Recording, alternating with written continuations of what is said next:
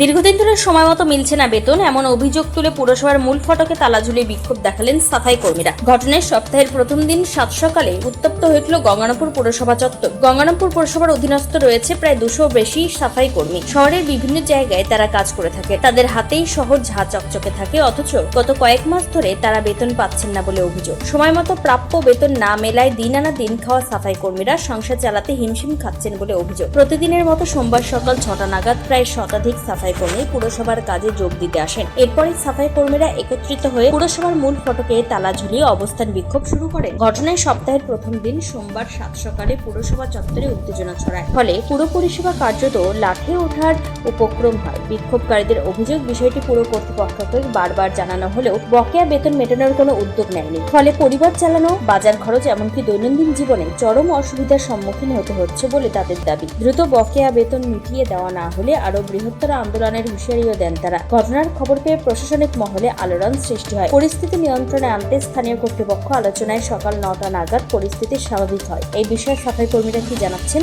শুনুন। আমাদের সমস্যা দেখেন, আমাদের দীর্ঘদিন ধরে আমাদের পয়সা আমরা ঠিক মতো পাই না। একে আমরা কম পয়সায় কাজ করি, 300 টাকা দিনে কাজ করি, কেউ 200 টাকা দিনে কাজ করে এখনো, যেটা আমাদের পয়সাটা একটু বাড়ানোরও দরকার, কিন্তু এই মুহূর্তে তো হচ্ছে না। সেটা একটু দেখলে ভালো হয়। তার মধ্যে ধরেন প্রত্যেকেরই তো যে পয়সা পায় তাতে আমাদের খাবারটাই ঠিক মতো হয় না। এবার খাবার ঠিক মতো না হলে আমরা কি করে কাজ করব? আজকে 1.5 মাস 2 মাস হয়ে যাচ্ছে, কোনো পয়সার কোনো তাগিদ নাই। না আমাদের অফিসার দেখছে, না আমাদের এই যে যারা দেখাশোনা করে তারা দেখছে, কেউই আমাদেরকে দেখছে না। আজকে দেখেন এই লেবারের বিল নিয়ে পয়সা না পাওয়ার জন্য অনেক সময় লেবাররা এটা ওটা নিয়ে বেচেও দিচ্ছে আমাদের। সেই ক্ষেত্রে আমাদের লেবারদেরকে কতজনকে বাদ দিয়ে দেওয়া হয়েছে এর আগে।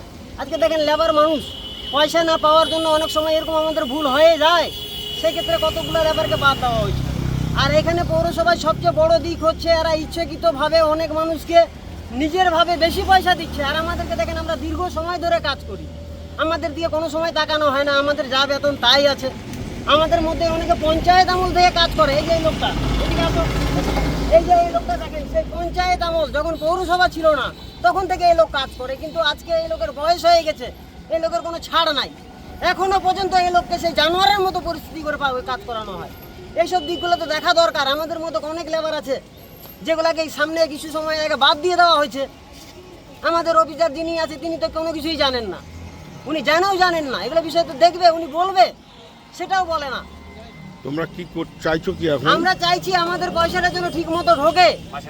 আমাদের কোনো মানে নির্দিষ্ট কোনো রাগ নাই, আমাদের পয়সাটা যেন ঠিক মতো ঢোকে, এটাই আমাদের। আর সবচেয়ে ভালো হয় আমাদের পয়সাটা যদি একটা মাসে সিস্টেম করে দিতে পারলে খুব ভালো হতো। দক্ষিণ দিনাজপুরের গঙ্গারামপুর থেকে নিজস্ব প্রতিনিধির রিপোর্ট, টাইমস 14 বাংলা। আরো নিত্য নতুন ভিডিও পেতে এবং তথ্য জানতে আমাদের ফেসবুক পেজকে লাইক ও ফলো করে রাখুন। সেই সঙ্গে টাইমস 14 বাংলার ইউটিউব চ্যানেলকে সাবস্ক্রাইব করতে ভুলবেন না। মুখের উজ্জ্বলতা হারিয়ে গেছে, স্পট পড়ে গেছে, ব্রণ ভর্তি, তাই আর দেরি না করে আজই আসুন রায়গঞ্জের চণ্ডীতলায় হেলথ প্লাস মাল্টি স্পেশালিটি ক্লিনিকে এবং এখানে পান অভিজ্ঞ ডাক্তার দ্বারা ফ্রি স্কিন টেস্ট। আরো বিস্তারিত জানতে যোগাযোগ করুন 9674895169 এই নম্বরে।